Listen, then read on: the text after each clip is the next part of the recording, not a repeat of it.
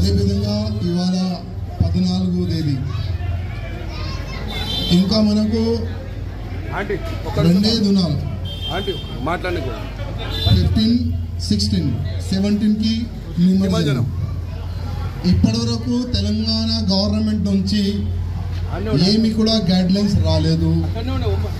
ఈ సంవత్సరం tank bund పైన నిమజ్జనం ఉందా లేదా అది కూడా గవర్నమెంట్ క్లియర్ చేయలేదు. నేను ముఖ్యమంత్రి గారికి కోరుతున్నాను, ఎందుకు హిందూ ఫెస్టివల్ పైన ఈ విధంగా ఆర్డర్లు వస్తున్నాయి? మేము ఇంతకు ముందు కూడా చెప్పినాం, ఇప్పుడు కూడా చెప్తున్నాం, ట్యాంక్ బండ్లో ఉన్న వాటరు తాగే వాటర్ కాదు, టోటల్ పొల్యూటెడ్ వాటర్ ట్యాంక్ బండ్లో ఉన్న వాటరు. వినాయక సాగర్లో ఎన్నో సంవత్సరాల నుంచి నిమజ్జనం కార్యక్రమాలు జరుగుతున్నాయి. కానీ కొన్ని హిందువులు వ్యతిరేకంగా ఉన్న కొన్ని శక్తులు ప్రత్యేకంగా హిందూ ఫెస్టివల్ పైన టార్గెట్ చేస్తున్నారు. ఇంత పెద్ద వినాయక చవితి కార్యక్రమం, ఎంతో పెద్ద, బొంబాయి తర్వాత తెలంగాణ పేరు వస్తుంది, హైదరాబాద్ పేరు వస్తుంది. నిమజ్జనం కార్యక్రమం చూడడానికి వేరే వేరే రాష్ట్రం నుంచి కూడా ఇక్కడ గణేష్ భక్తులు వస్తారు.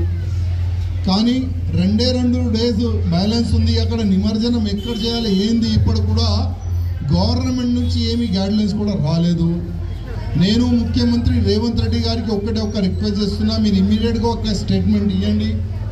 మొత్తం తెలంగాణ ప్రజలు ఇవాళ మీ వైపు చూస్తున్నారు, హైదరాబాద్ సికింద్రాబాద్ ప్రజలు ఇవాళ మీ వైపు చూస్తున్నారు, మీ గవర్నమెంట్ వైపు చూస్తుంది.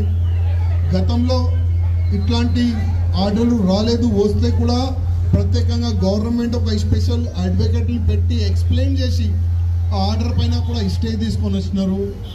కానీ ఇప్పటివరకు ఈ కాంగ్రెస్ గవర్నమెంట్